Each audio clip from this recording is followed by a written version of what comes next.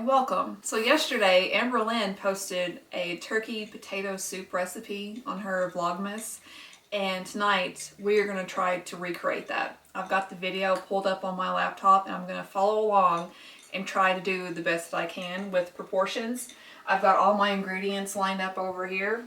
However, I am going to do half of the recipe for two reasons. One, I don't want to waste like a whole pot of soup if it turns out to not really be to my liking. And two, I'm going to put my own spin on the recipe too. And also, I am not a professional vlogger like Amberlynn, so if I'm weird or nervous or whatever, I apologize. So let's go ahead and get this started.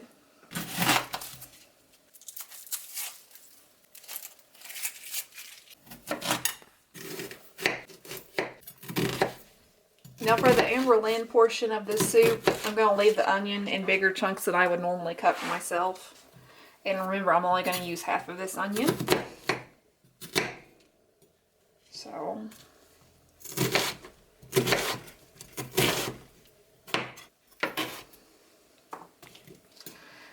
that may not be big enough, but oh well. Alright, you got my pot over here. It's not that much. Now she only did hers in water and not olive oil or butter or coconut oil or anything like that. So I've got my cup of water right here. I don't know. And also we're going to use a spatula to cook this and not a spoon or a ladle. Alright, and I'm cutting up my potato and I'm not going to peel it or anything. And if you're listening to me talk and wondering where my accent is from, I was born and raised in Kentucky, just like Becky, but not from her part of Kentucky. That part of Kentucky is kind of like its own part of the world. And that's not where I live now. But I am a proud Kentuckian. Alright, we're going to let those onions cook a little bit more before I put that potato in there. Lily. Alright, and just to point out, Amberlynn didn't wash her potato, but I did just because, you know, there might be poop germs and stuff on it, and we don't want that in our turkey soup today. And I'll link Amberlynn's recipe video down in the description so you can go check it out and watch it for yourself. But we want some clean taters right now. I almost forgot one ingredient. It's this baby spinach and baby arugula mix. I already had this and I didn't want to buy more, so we're just going to go with it.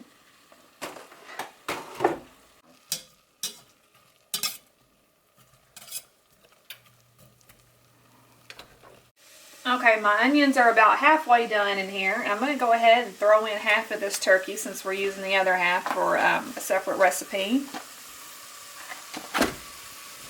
And I think she broke it up just a little bit. I've never cooked with a spatula like this before, guys, so just bear with me here. Alright, now I'm going to go ahead and season this as well. We've got the garlic salt. Trying to just kind of match the proportions, cut in half. Onion powder. Just trying to guess because she didn't say like how many teaspoons she actually put in there. And this minced onion. I think she went pretty heavy-handed on the minced onion. Okay. Garlic powder.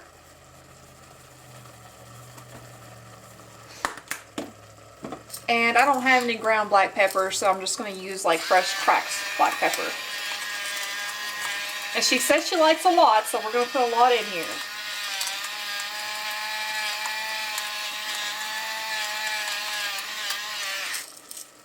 And again, we're going to use the spatula to mix it all up and not a spoon. We'll see. I'm not hating on it. Not yet. You know, we're going to try it first. Not looking real appetizing yet, though. Alright, we're going to add our diced tomatoes in now that the turkey is cooked. Just the whole thing right in there.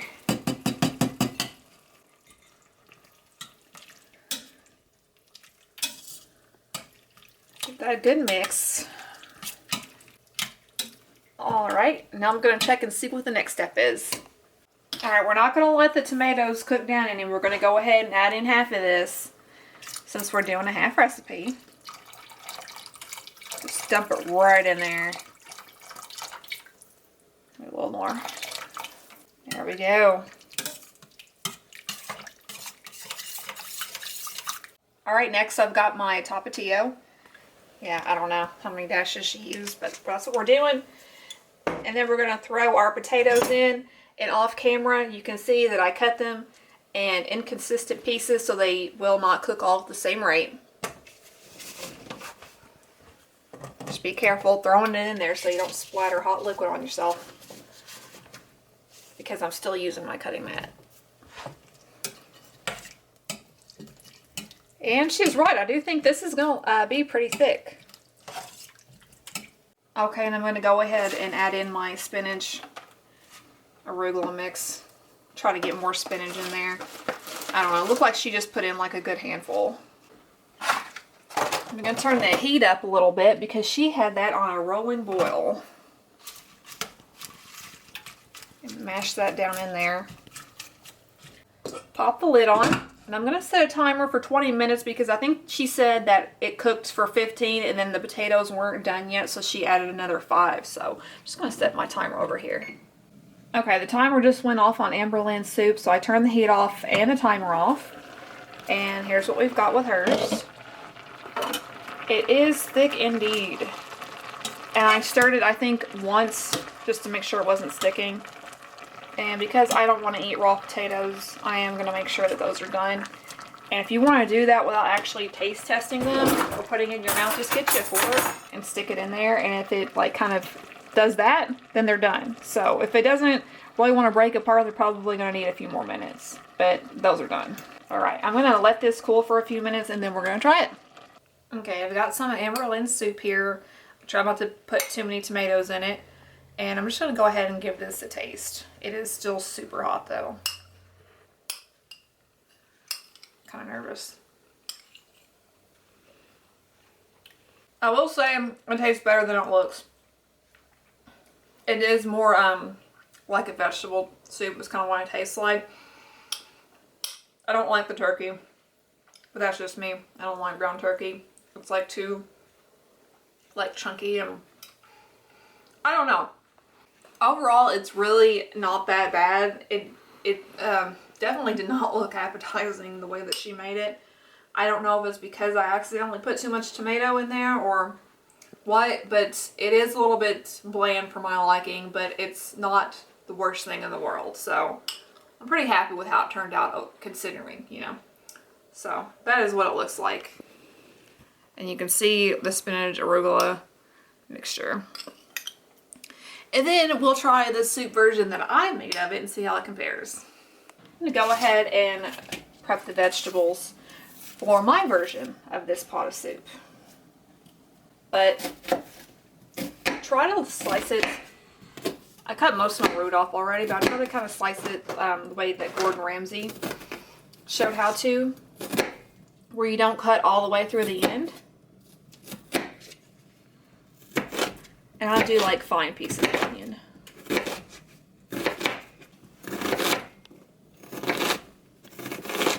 Don't cut your finger, y'all. Okay. There's our onion. And I don't like skin on the potato personally, so I'm going to go ahead and peel this. Okay, I'm going to go ahead and cut up my potato. Make sure your mat's not too close to the burner because you don't want to melt it or catch it on fire. And when we cut our potato up, we want to try to keep the pieces consistent so that they cook at the same rate.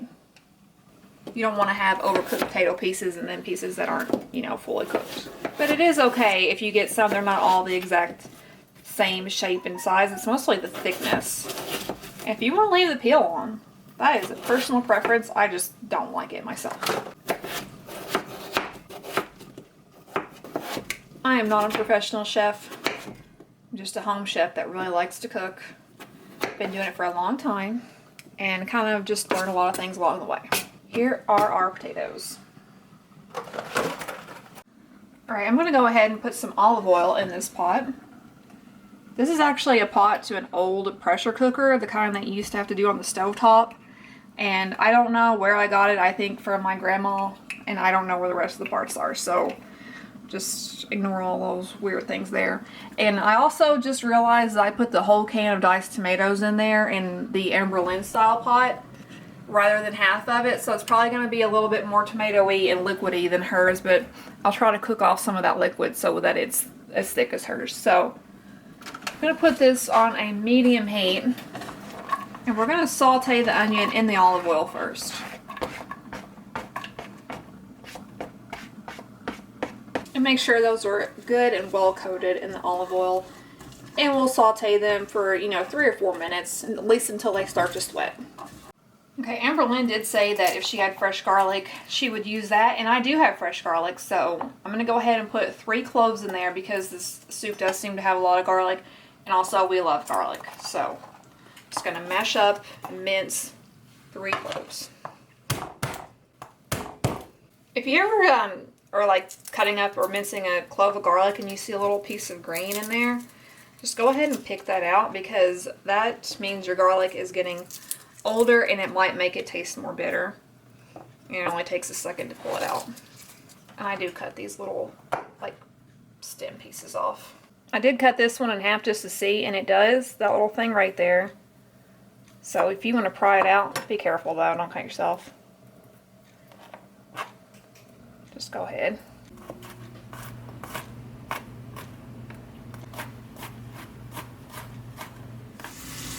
Okay, and you can see our onions are starting to saute. Let me go ahead and scrape my garlic in there. Basically, I'm trying to cook the soup with the same flavor profile, but just kind of like with the improvements I would make to suit my own taste. And we're going to let that garlic saute for a couple of minutes. You don't want to over cook it because if it starts to get kind of brown, like too golden brown, it'll taste bitter and kind of be crunchy in there, and you don't want that. Alright, our garlic has cooked long enough, so I'm going to go ahead and throw in the other half of this turkey.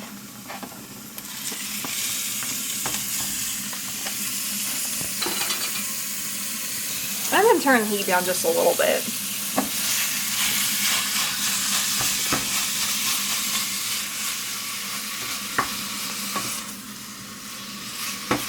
I'm just breaking this up because I don't want big chunks of ground turkey in my soup. We want it to be kind of integrated in with everything else. And since ground turkey tends to be dry and pretty bland, we put the fat back in with the olive oil. I get that Amberlynn was trying to keep hers like probably low calorie. That's why she didn't use olive oil.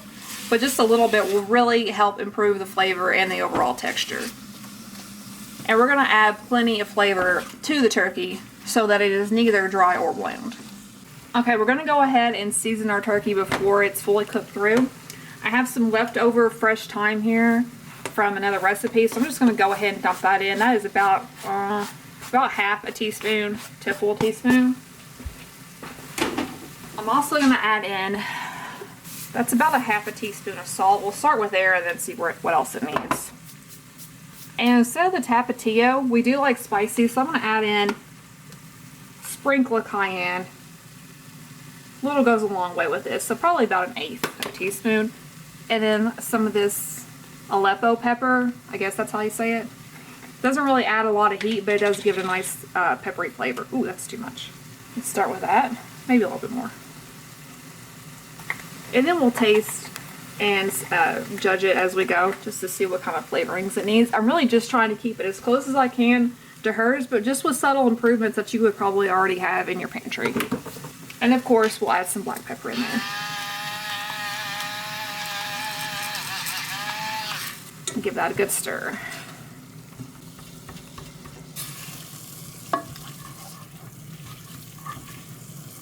So even though this is taking longer to come together than her version of it, it's still going to come together pretty quick, and it's going to be a really tasty, nice weeknight meal that you can throw together. And you could even do this in the crock pot if you wanted to, just brown your turkey or beef first or whatever. Alright, I'm going to go ahead and throw the potatoes in now before the tomatoes and the broth, because I want these potatoes to pick up some of the flavor from the seasonings and the turkey and the garlic and onion. And they'll get a little bit cooked on their way too. All right, we're starting to stick, so I'm going to go ahead and put the rest of this chicken broth in here.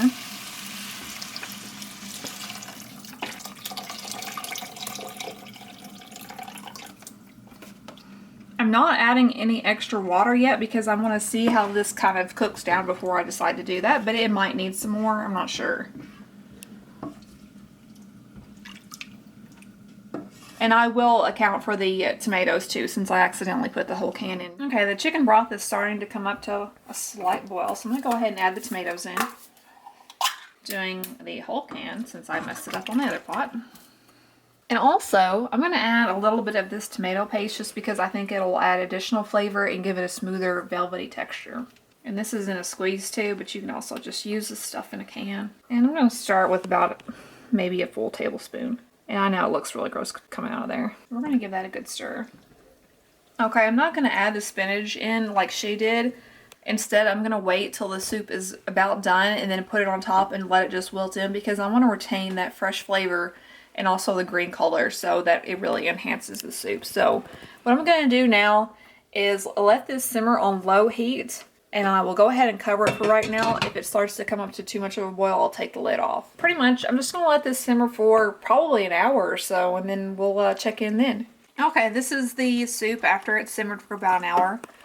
My husband did taste it and said it needs a little bit more garlic powder, onion powder, and salt. So I did add those things in just to enhance the onion and garlic that were already in there. So it has cooked down quite a bit. So it is more like a stew now than it is an actual soup. Right at this point, I'm going to take this potato masher and just kind of mash up my tomatoes and my potatoes a little bit, just so they get more blended in. I'm not trying to make mashed potatoes here. I'm just trying to give it a little bit of a smoother texture. So I'm not going to go crazy mashing it up. And I might pour just a little bit of water in there too. And I've got my heat down on low. Let's get those chunks. And now I'm going to go ahead and add my spinach and arugula in and let it wilt down. I'll probably just use what's left in this container. So that was a good 2 handfuls. And after this wilts down, it'll be ready to serve. Okay, my greens have simmered down. Just going to dish up a little bit here to taste it. It is piping hot though. Alright, I'm going to go ahead and give this a try now.